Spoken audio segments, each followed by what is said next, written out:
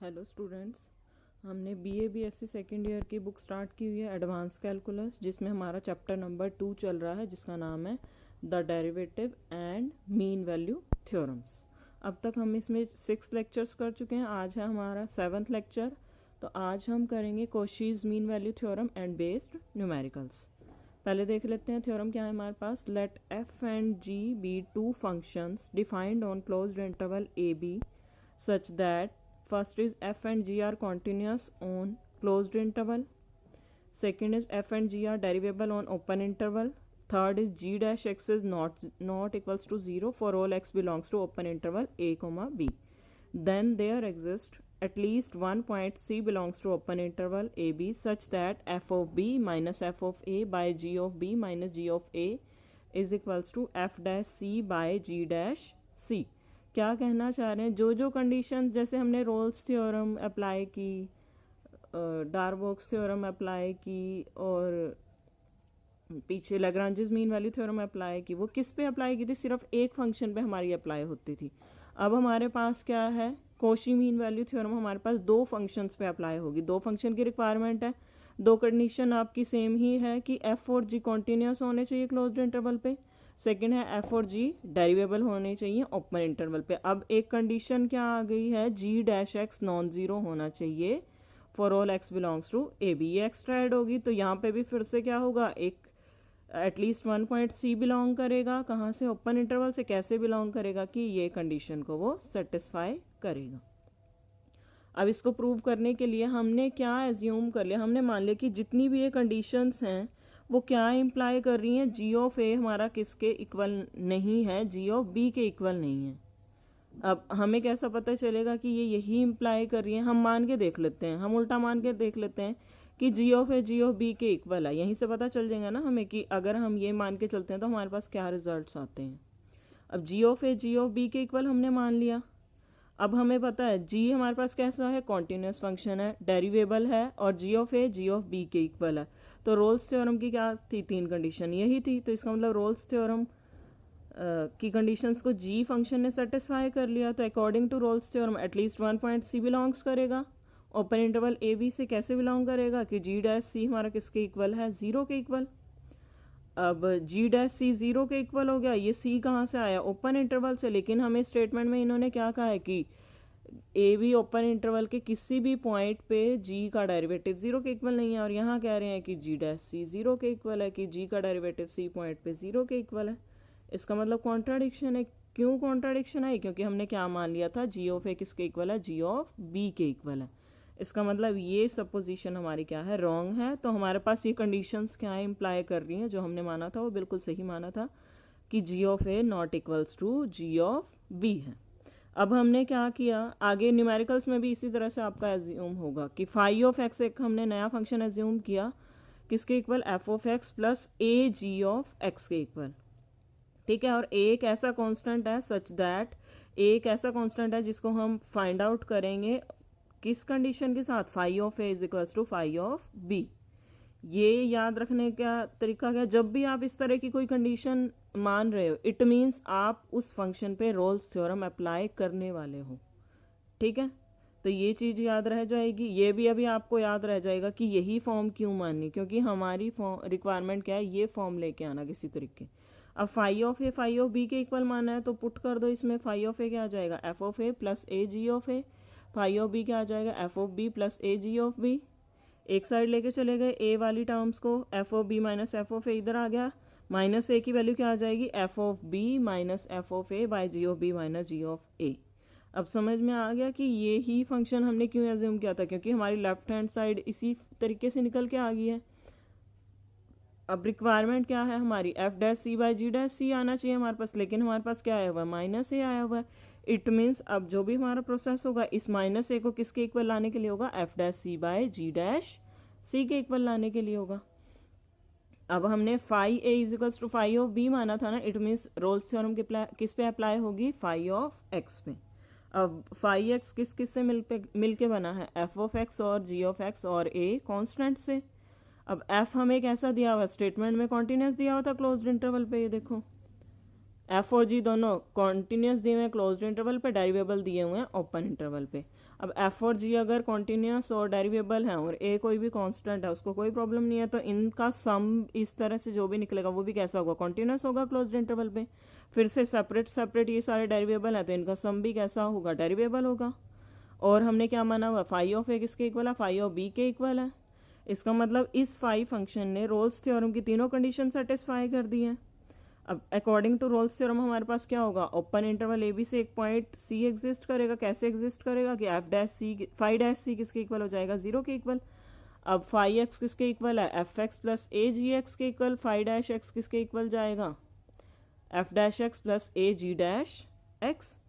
तो डेरिवेटिव करो, F dash C plus जी dash सी किसके इक्वल हो जाएगा, 0 के इक्वल हो जाएगा।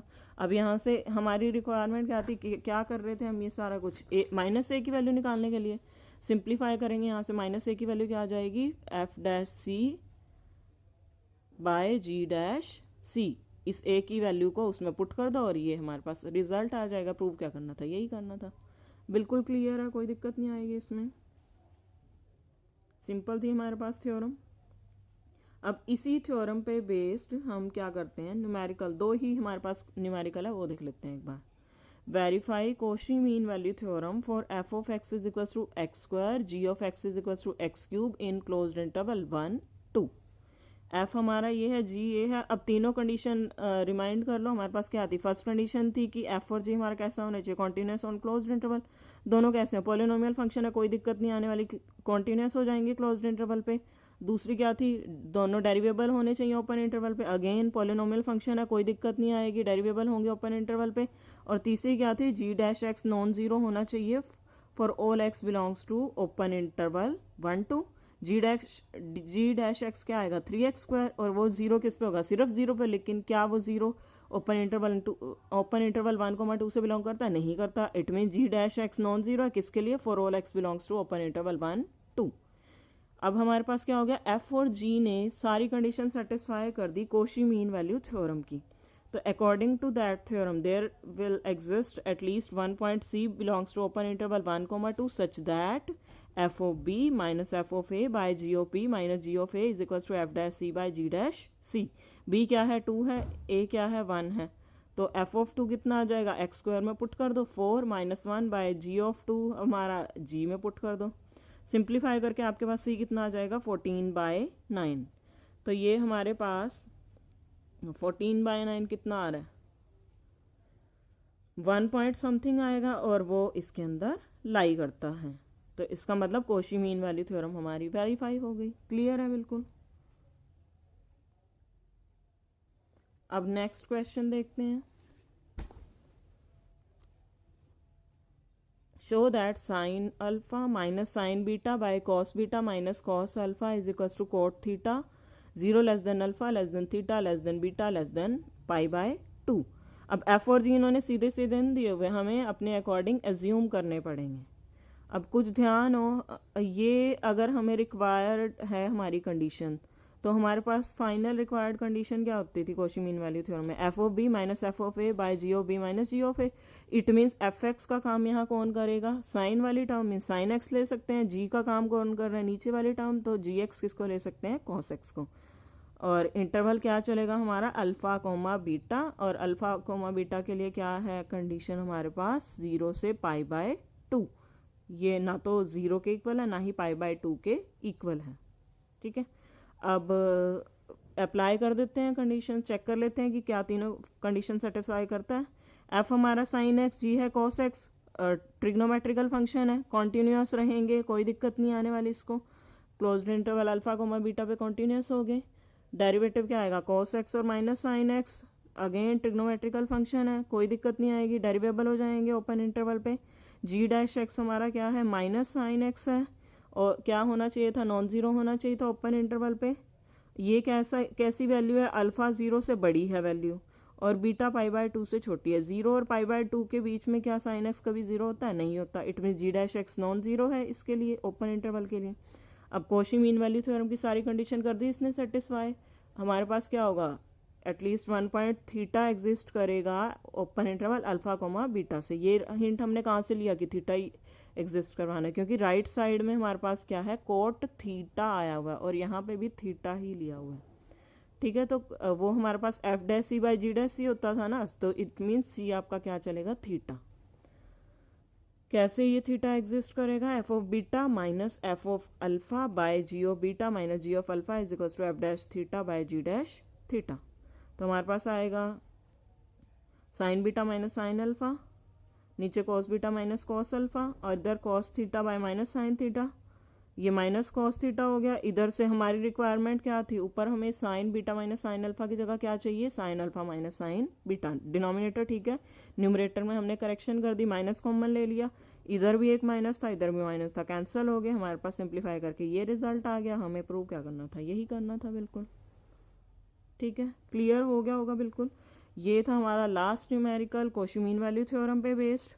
अगर किसी को कोई भी डाउट हो तो आप पूछ सकते हो, वैसे उम्मीद करती हूँ सबको समझ में आ गया होगा। बिल्कुल इजी थ्योरम है और उस पर बेस्ड क्वेश्चंस भी बिल्कुल इजी हैं। अब इसके बाद हमारा सिर्फ एक लेक्चर और रिक्वायर्ड होगा और आपका ये चैप्टर ख़त्म हो जाएगा। With this chapter your first unit will be completed from my side. इसके बाद हमारा एक लेक्चर के बाद सेकेंड यूनिट हम स्टार्ट कर देंगे, क्योंकि आपका इजीली एक पूरा क्वेश्चन अटेम्प्ट हो जाएगा। कोई भी डाउट हो स्टूडेंट्स आप पूछ सकते हो। Thank you students.